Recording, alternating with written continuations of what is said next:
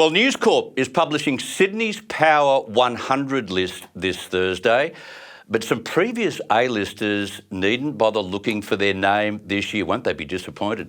Every year, Sydney's most powerful players are ranked, so you know exactly who to watch, the ones that have the influence. More than 25 figures who were once considered among Sydney's most powerful have been axed, including Philip Lowe, number 3 in 2023, the former Reserve Bank governor, and now this year, not even a mention. How does he go from 3 to 100 something? Now, here to talk about what this all means is Daily Telegraph journalist John Rolfe. John, thank you very much for joining us. Who were some of the other notable names that dropped off the list and won't be happy when they read it on Thursday? Well, the next highest ranked person after the former Reserve Bank Governor Phil Lowe to cop the chop is Brad Banducci. And I'm sure your audience will remember Brad Banducci, the Woolworths CEO, who tried to cancel Australia Day. Yes. And that was the beginning of the end for Brad. And then a few weeks later, he had that train wreck TV interview in which he had a crack at the former ACCC boss, Rod Sims, tried to retract it and the journo wouldn't let him do it, so he stormed out and then he quit. So it was a pretty ignominious end to his career, and of course we had to get rid of him as well. There are a lot of the former sort of top-ranking business executives who've made it easy for us to find space on our list this year. Alan Joyce is another who he turned the flying kangaroo into the lying kangaroo, scandal after scandal, keeping $1 billion of customers' money through COVID. The ACCC caught up with them for selling tickets to cancelled flights, $120 million penalty there.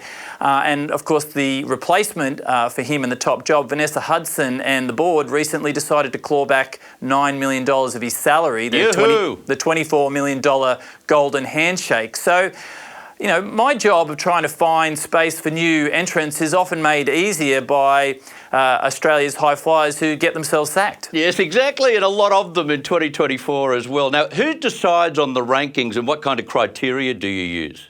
That's a good question. It's more art than science, and the process, I suppose, and we take about 5 months to do this, is I will come up with a draft list and then I consult our editor, Ben English, and he has the final say.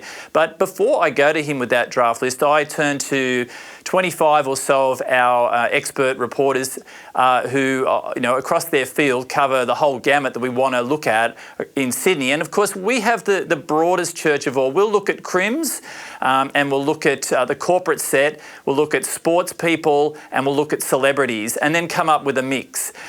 We get those gaps from people, I suppose, falling on their own sword, and there are people who force their way in. So then there's a to and fro between myself and the editor.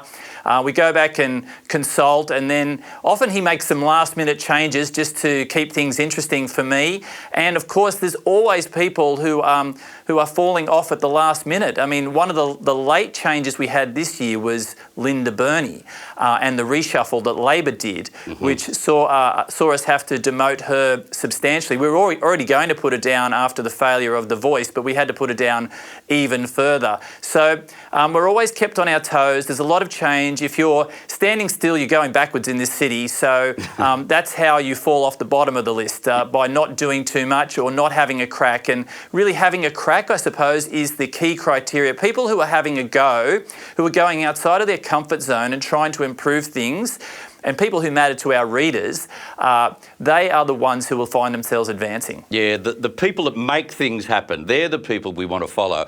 How many debutantes around about have you got? And they'll be very excited on Thursday.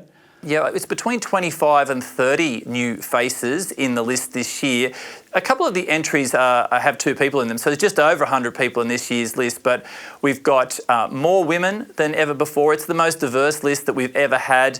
The highest ranking debutante is the new Reserve Bank Governor, Michelle Bullock, and the First Lady, in inverted commas, Jodie Hayden. She's also in there this time round. And we've also got Jess Fox, the dual Olympic gold medalist. So we're going to look at all manner of things. We're going to look at the schools that they all came from, and on Thursday, of course, we're revealing who's number one. Hang on, can't you just do it just between you and I? Can't you just tell me who's number one now? Of course. You and I? Of course. I'll just tell you off air, no worries, and you can share it with the readers on Thursday night. Okay, all right. Is it the same number one as last year? Can you tell me that? No, there's a new number one, and you really need to look at that criteria I mentioned before about who's having a crack. We've really decided to put that lens across it this year and bring forward people who we feel are trying to make a difference. They may not be having a whole lot of success, but if they're trying in an era where it's easy not to try, then they will get higher votes from us. Who's your favourite trier then?